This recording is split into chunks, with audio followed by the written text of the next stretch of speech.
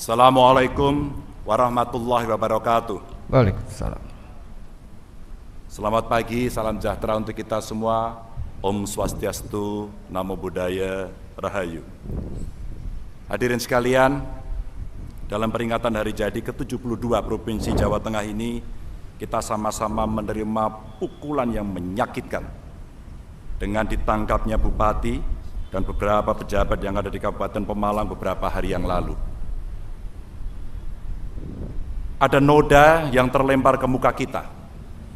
Ada pengkhianatan yang kita terima pada hari yang mestinya kita merasa bangga dan bahagia.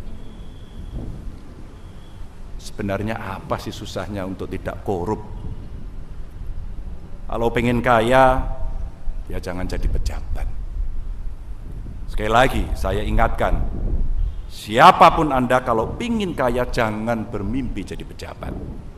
Karena jabatan bukan jalan untuk mencari kekayaan. Ini adalah ruang pengabdian. Kalau Anda pejabat, berlakulah sewajarnya. Karena kita dituntut untuk adil sejak dalam pikiran, apalagi dalam perbuatan. Silakan diingat saat kita bersumpah ketika dilantik untuk menerima jabatan ini. Bukan lagi nama anak, bukan lagi nama istri atau orang tua, tapi nama Tuhan yang kita sebut. Demi Allah, saya bersumpah bahwa saya akan memenuhi kewajiban saya sebagai kepala daerah dengan sebaik-baiknya dan seadil-adilnya. Di sana juga disampaikan akan memegang teguh Undang-Undang Dasar 45 dan menjalankan segala undang-undang dan peraturannya dengan seluruh-seluruhnya, serta berbakti pada masyarakat, nusa dan bangsa.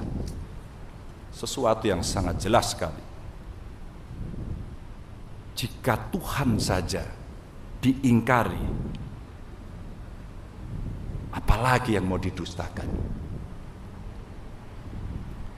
Bapak Ibu, saudaraku sekalian, saya cuma bisa mengingatkan, apapun pekerjaan kita, mari kita jalankan sebaik-baiknya. Jaga kehormatan. Jangan lantas karena punya jabatan membuat kita lupa daratan. Kadang saya malu ketika melihat ketulusan dari kerja seorang petani, melihat kegigihan para kuli bangunan, menyaksikan ketelitian para penyapu jalanan. Dan beberapa kita lihat masih banyak sebenarnya ASN-ASN yang teguh memegang integritas. Beberapa hari lalu waktu ngobrol dengan petani bawang putih yang ada di Kabupaten Tegal, saya geregel Bapak Ibu. Bertahun-tahun mereka dihajar habis oleh bawang putih impor. Bertahun-tahun mereka tidak berdaya. Tapi tetap saja mereka tidak ada yang menyerah. Mereka melawan sebisa-bisanya dengan pergi ke sawah, menanam sebanyak-banyaknya, merawat sebaik-baiknya, lalu panen, dan kemudian mereka kembali kalah. Keyakinan mereka sebenarnya cuma satu saja, bawang putih lokal akan kembali menemukan kejayaannya pada masa berikutnya. Karena pada masa silam sejarah itu pernah mereka torehkan. Karena kualitasnya yang sebenarnya jauh lebih baik. Kalau saudara-saudara kita para petani berani berjuang habis-habisan seperti itu, kita dosa besar Bapak Ibu jika cuma diam saja.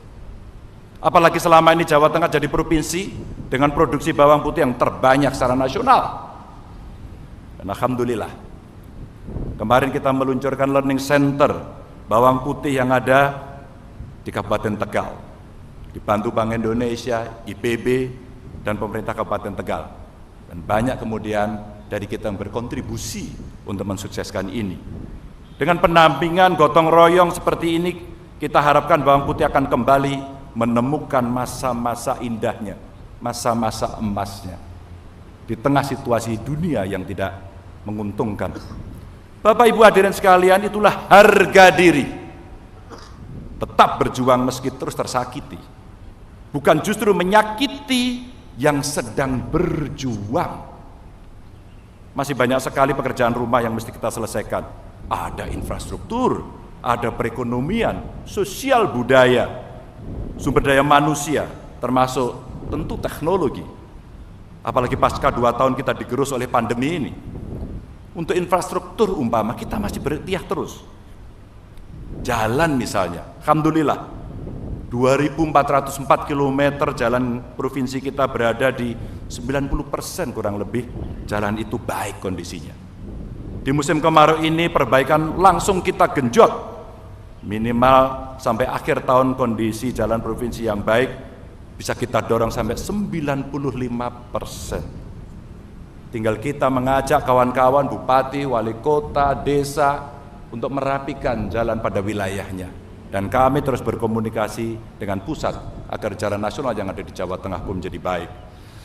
Selain itu masih juga terus kita dorong percepatan pembangunan seperti jalan tol Semarang-Demak agar sekaligus bisa menghalau rob yang ada di kawasan Pantura di pesisir utara.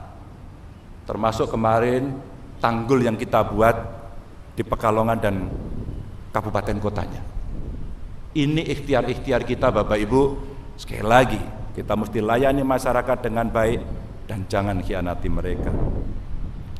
Dan mengapa infrastruktur ini menjadi begitu penting? Karena salah satu syarat utama pembangkitan ekonomi ya lewat pembangunan infrastruktur. Di Kabupaten Magelang kemarin misalnya saya tengok, tahun lalu kita serahkan bantuan gubernur, kurang lebih 7/4 miliar untuk pembangunan jembatan. DPRD menyetujui, kami dengan Pak Wagub saling berganti tugas untuk bisa mengontrol semuanya itu.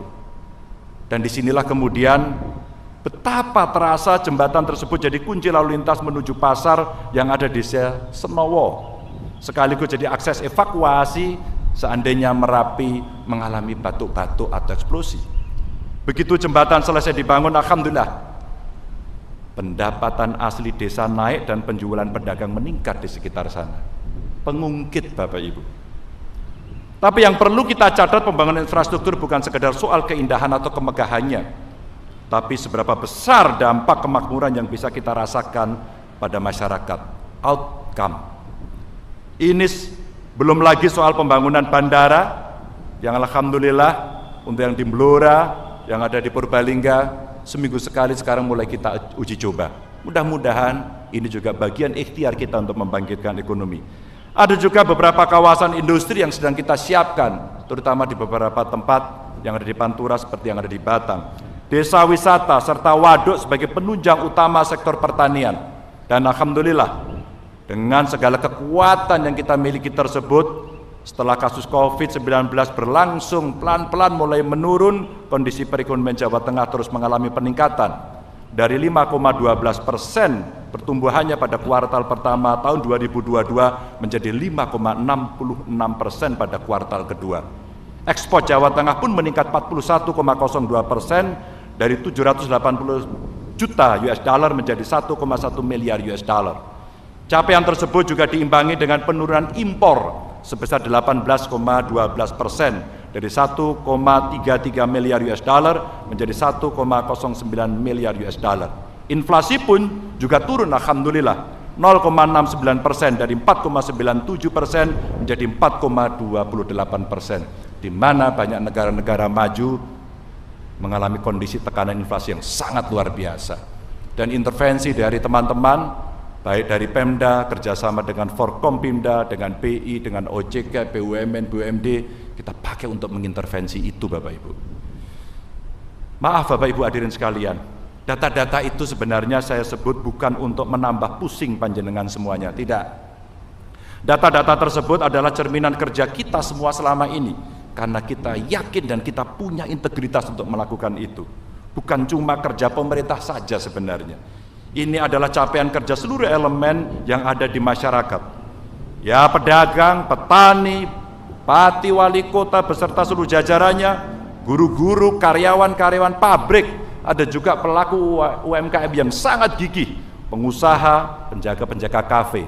Ada juga teman-teman kita sopir, tukang ojek, pegiat wisata, dan siapa saja yang berjuang untuk perbaikan keadaan. Mereka mencoba itu semuanya. Bagi saya kerja keras itulah kado terindah dalam perayaan Hari Jadi Jawa Tengah yang ke-72 ini. Tapi Bapak Ibu hadirin sekalian, sak bejo bejaning wong lali, isih bejo wong kang eling lan waspada. Meski terdengar klise, tapi itulah petuah yang paling baik agar kita jangan lupa untuk memperkuat diri. Pasca pandemi ini dunia bergerak semakin gila, volatility, uncertainty, semua terjadi hari ini. Kemajuan teknologi semakin cepat, komunikasi semakin tak terbatas dimensi, persaingan hingga perselisihan gampang terjadi. Hati-hati. Bukan hanya level keluarga, tapi juga level antar negara. Kita tidak tahu setelah peperangan di Rusia dan Ukraina ini masihkah akan berlanjut kepada negara-negara yang lain. Kita berdoa, mudah-mudahan tidak. Itulah apresiasi kita ketika Pak Presiden kemarin datang ke area pertempuran, agar berharap negara-negara damai karena kondisi dunia sedang tidak baik. Tapi yang kita tahu saat ini dunia mengalami gejolak yang sangat luar biasa. Harga pangan naik, energi naik, dan ini memicu kenaikan segala macam barang produksi, terutama harga-harga. Sehingga mau tidak mau, setiap negara juga akan terkena imbasnya. Mari tetap eling lan waspodo agar kita bisa melakukan lompatan besar ketika negara-negara lain tidak bisa melakukan banyak pekerjaan. Yang petani, ayo jangan cuma jadi petani biasa-biasa saja. Yang pelaku UMKM, pengusaha tambak, nelayan, guru, pelajar dan mahasiswa, ayo kembangkan apa yang saat ini kita punya.